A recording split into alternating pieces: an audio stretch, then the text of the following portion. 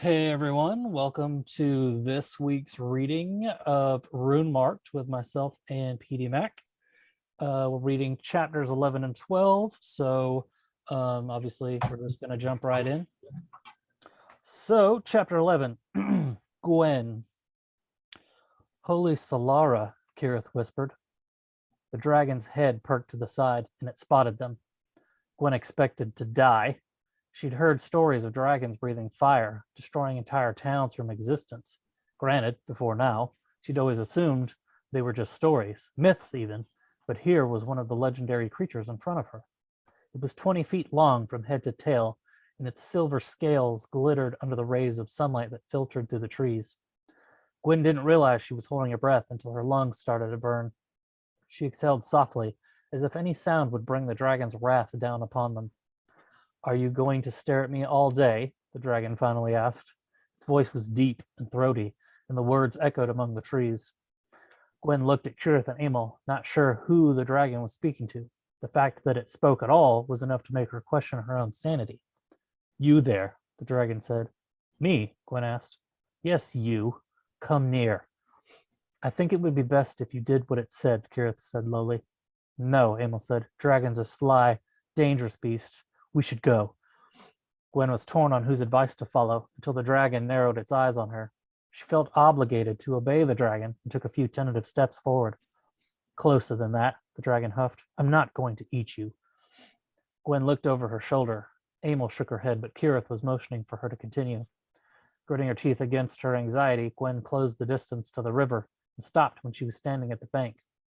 On the other side of the river stood the dragon. She had thought the creature was massive from afar, but now that she was standing so close, it was even larger. Its scales looked smooth, and when the dragon peered down at her, Gwen saw his eyes were a brilliant shade of blue. What is your name? The dragon asked. Gwen. Her voice broke as she answered. She cursed herself in her mind. Gwen. The dragon stared at her for a long while before continuing. This river is the source of life for all of Vale. Gwen looked down at the rushing water. It flowed from the north, weaving among the trees until it reached where they stood.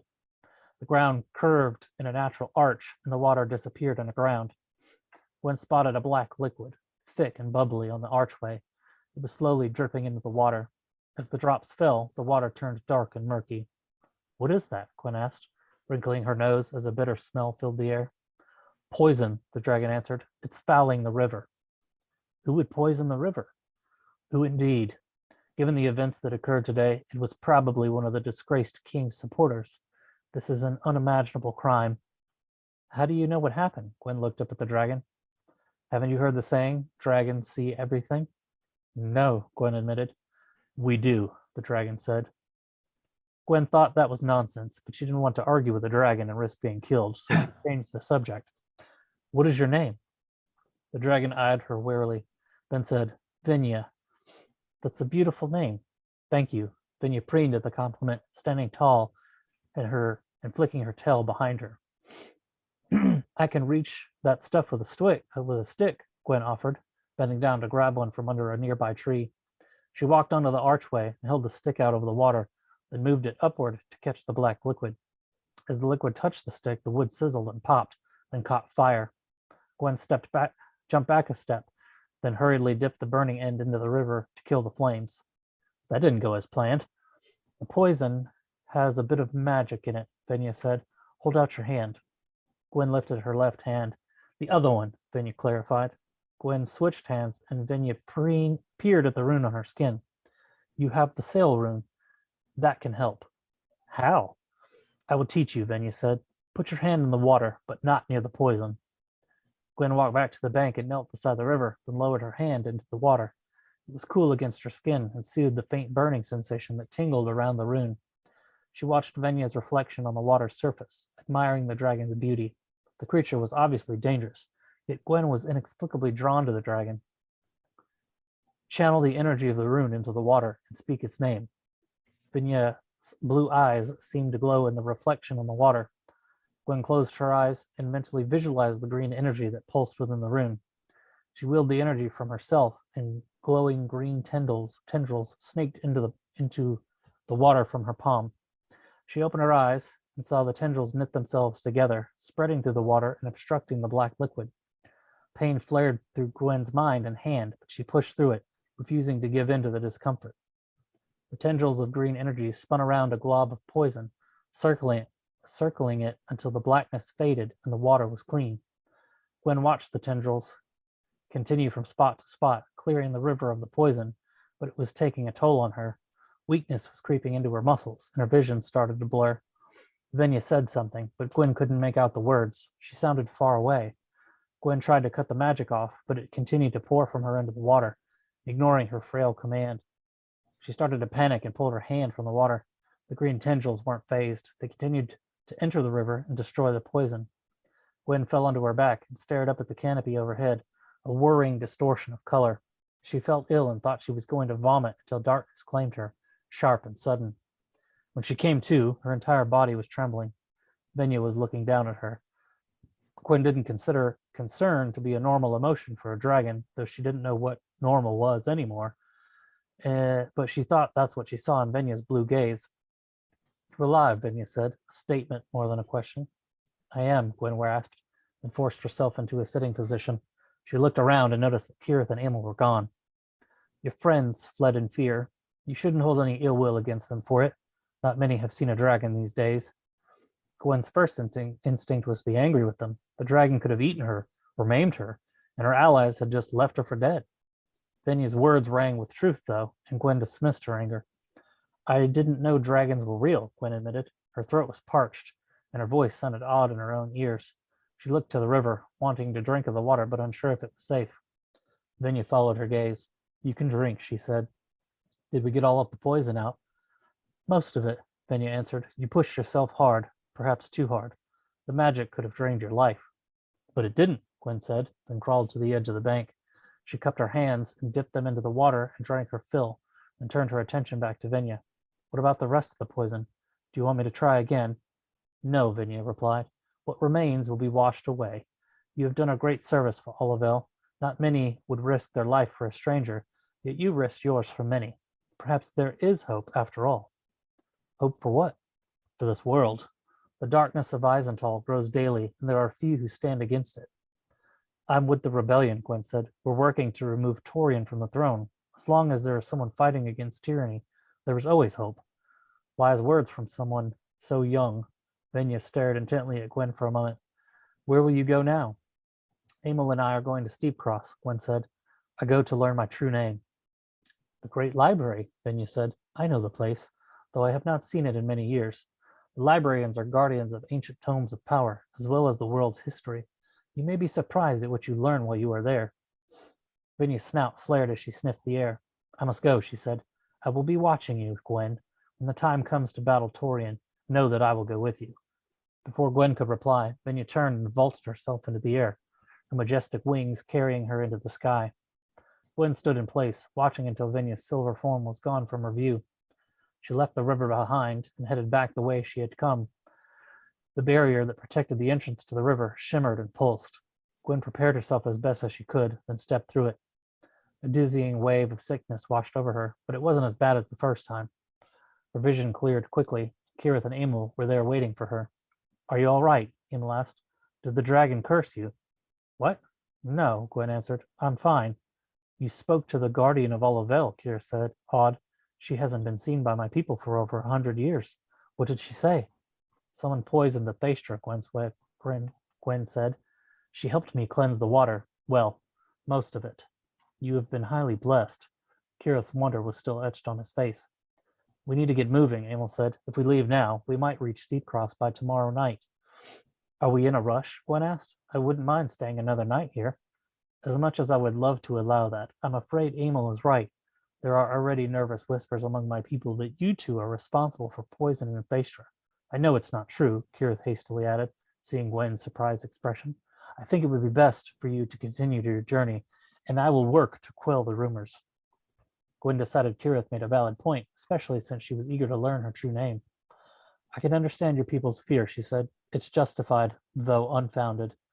"Thank you," Kirith said. "I will ensure you leave well supplied." "May I see Lyra before we go?" Gwen asked. "Of course. I'll escort you there."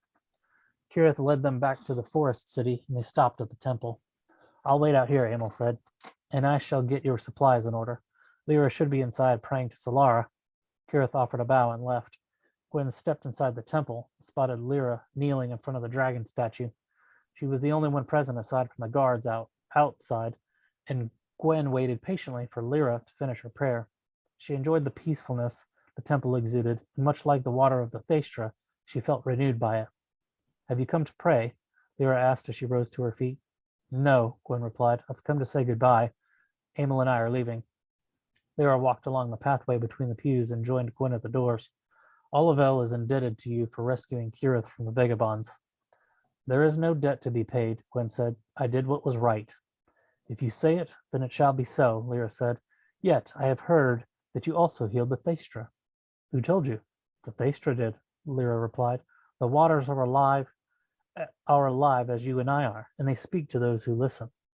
Gwen remembered the vision she'd had and realized that the river had spoken to her through the Sal rune. Lyra said Olivel was indebted to her, but she felt indebted to the elves. Thank you, Gwen said, for everything. There is much more to be done if we are to defeat Torian. I will pray that Solara guides and protects you. I will see you again, Gwen said, but as the words left her mouth, they felt more like a question. The future does not reveal its secrets, but I hope we meet again. Gwen smiled and offered a bow, then left the temple. Emil was gone, and Kirith hadn't returned yet. She guessed that the two might have slipped away to enjoy each other's company again, but Emil stepped into view from the side of the temple. She hopped over a large tree root, and something shiny fell into the shrubbery. I hope you like cheese, Kirith said cheerily as he returned. His sister was with him, carrying 2 leather sacks. Your horses seem eager, too. Gwen had almost forgotten about the horses.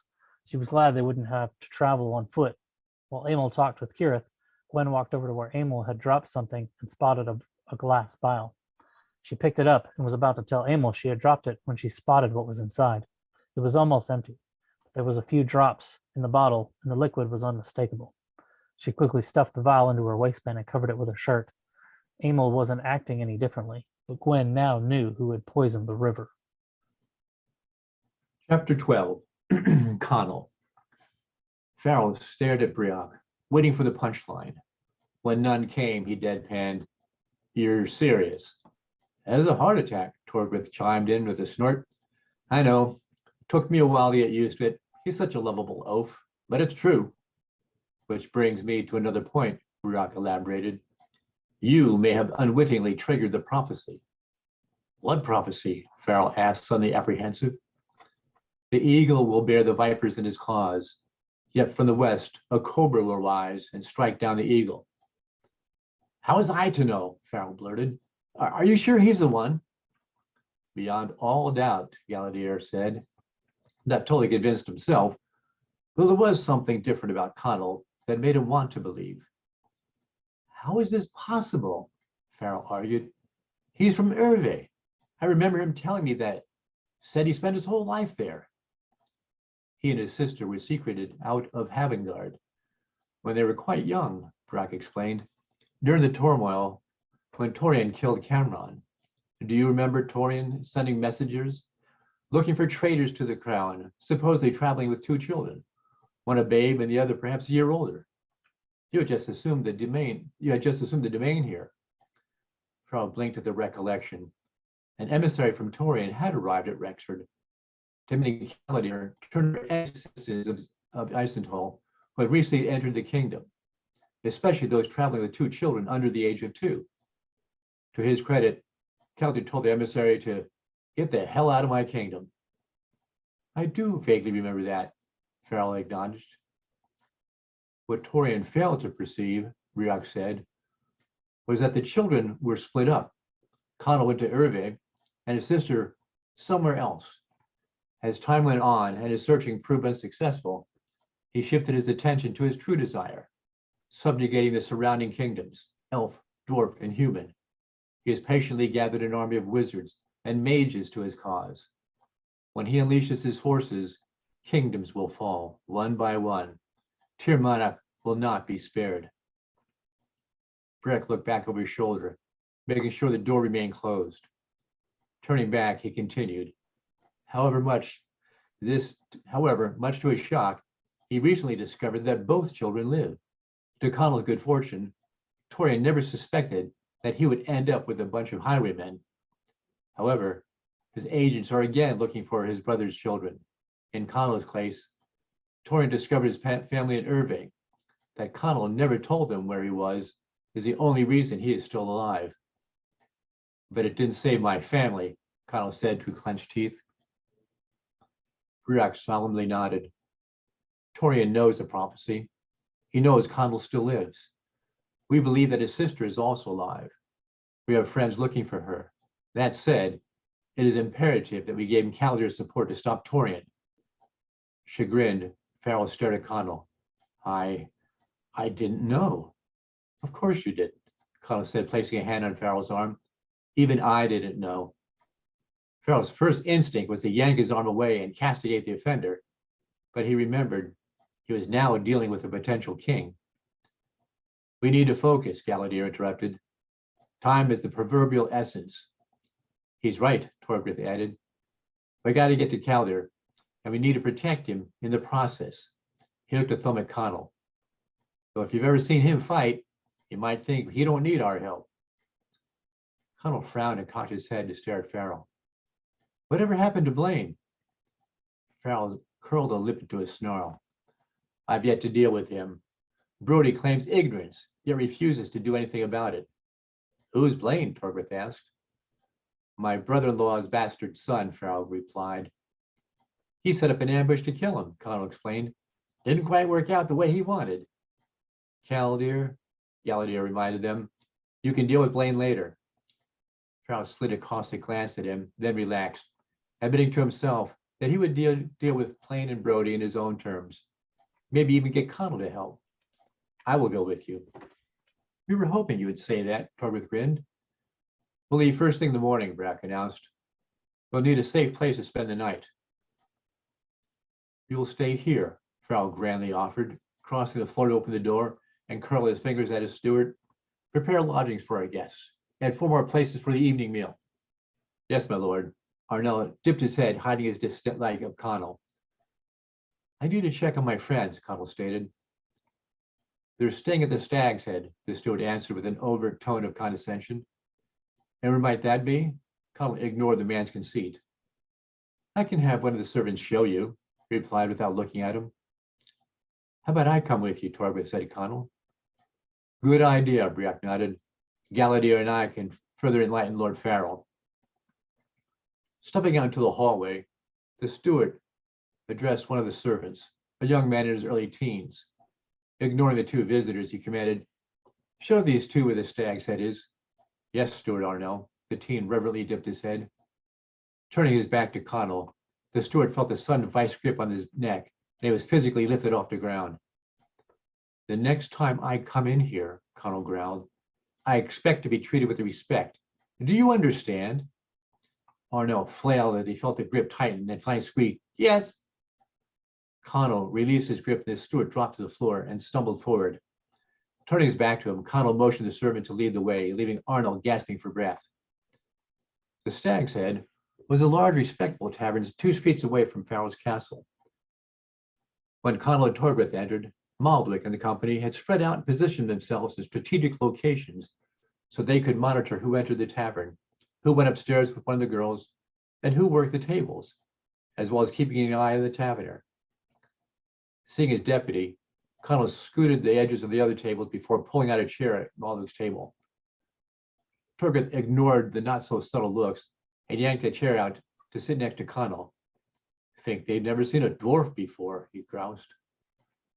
Connell leaned back and gazed around the room, meeting the eyes of those 2 curious who quickly turned away. Shifting his attention back to Maldwick, he asked, find out anything? Nothing yet, boss. Maldwick stopped as he frowned and narrowed his gaze at 2 men who slipped in through the front door. With a satisfied nod, he caught the attention of 2 attractive members of the company and ticked his head at the newcomers. Immediately understanding, the 2 women got up from their table and started edging their way over to where the 2 men sat at a table near the far wall. Connell nonchalantly leaned back, his gaze sweeping the room, lingering briefly on the 2 men. He recognized the one. Leaning forward, he lowered his voice. Let me know what you find out. See how many others there are. You stayed in the night at Farrell's, boss? Yes. He and I still have a lot more to discuss. We leave first thing in the morning. We'll be ready. You do realize when they see me leaving, they're going to know something's up, Torgoth pointed out, scooting his chair back. Malvik shot a glance over the two women who were amiably chatting with the two newcomers, whose rapt attention was focused nowhere else. He motioned to another company man, a stout man with full beard, who came to the table. Escort our dwarf friend to the door. Let me know if you find anything else. Otherwise, I'll see you in the morning. Connell stood, and together with the stout man, they blocked the view of the newcomers as they escorted Torgoth out the door. Once outside, Connell scanned the streets, noting the usual bustle of merchants returning home, revelers heading to another pub, and street urchins darting in and out among the crowd, begging for coins or racing away after failing to snatch a man's purse. What surprised him was the absence of soldiers or other security until he noticed a man standing near the street corner, pretending to be waiting for someone, a nondescript man who took more than a passing interest in them. Catching the man's eye, he gave him a half smile before he crossed the street to head towards Farrell's castle. The man immediately gave a pretense and openly followed them. Connell slowed his pace, causing the man to likewise slow his pursuit. Abruptly turning the corner, he grabbed Torgoth and shoved him against the building wall, placing a finger to his lips before sticking a foot out just as the man raced around the corner to catch up. The man sprawled headlong onto the street. Connell was on him before he had a chance to react, reaching under his armpit and jerking him to standing. Looking for me? The man squinted at him, his eyes momentarily glassy as though having imbibed too much. A moment later, they cleared. No, he stammered. I thought you were someone else. My apologies. An honest mistake. So sorry to have troubled you. He tried to escape Connell's grip, like Connell's grip was too strong. You're hurting me, he whimpered as he squirmed. You were following me when I came into the city, Connell said, smiling with only his lips. Why? I thought you were someone else, honest. In one quick motion, the man lifted a knee up and pulled a stiletto out from his boot, but Torgoth's hand was quicker, and the dwarf's grip, firm from years of carving stone, grasped the man's wrist with such strength that the stiletto dropped from his hand. Now that wasn't nice, Connell chided, looking down at the blade. And here I thought we were going to be such best friends. Connell's other hand went for the man's throat, and the man started gasping, feeling suddenly weak as Connell squeezed the carotid arteries. I'll ask you one last time. Why were you following me? The man's eyes bulged as he struggled to pry Connell's fingers from his throat. Not you, he rasped. Who? Other man, he slurred. Connell felt him weakening, and he relaxed his grip. Why? Gasping for breath, the man stared defiant eyes at him. He knows why. Tell me. He knows why. Boss, Waldo called out, coming around the corner. Need help? He had two others from the company with him, a man and a woman. Just trying to determine why he was following us. He released the grip on the man's throat. Maldick scrutinized the man, narrowing his gaze at him. You got some friends of yours in the Stag's Head. The man swallowed and nodded. Maldick rolled his eyes and shook his head, letting out a huff of exasperation. He's one of them. Them? Torgoth repeated. They're dragon hunters, Maldick scoffed. Dragon hunters? Connell pushed the man away from him. By the gods, you idiot. He jabbed a finger into the man's chest. You tell those clowns, if I see any of you fools following us or interfere with us, I will track you down and rip your throats out myself. The man's hands went to his throat, and before anyone else could stop him, he scampered off like a frightened rabbit. What is wrong with people? Connell snarled. I know, Maldick chuckled. Keep an eye out, Connell said. If they get in the way, we take them out. Why? Maldick asked, surprised. They're harmless. Connell remembered the fight in the forest clearing when Crag escaped just in time. I don't want them tailing us or compromising us, he explained. We don't need their crazy notions. You know as well as I do that crazy people are unpredictable. You're so right, boss. Had an aunt once who was crazier than a cross-eyed smithy. Don't know what happened to her. but I always kept my distance. Connell grinned and placed a hand on his shoulder. Once we get things better settled, I'll bring you to the planning sessions. Right now, I'm having to flatter and grovel more than I can stand. Waldo laughed. I understand, boss. We'll be ready. I know you will. That's why, as of this moment, the company is yours. Startled, Waldo's chest puffed out. Have you, boss? I won't let you down. I know. See you tomorrow morning. Right, boss.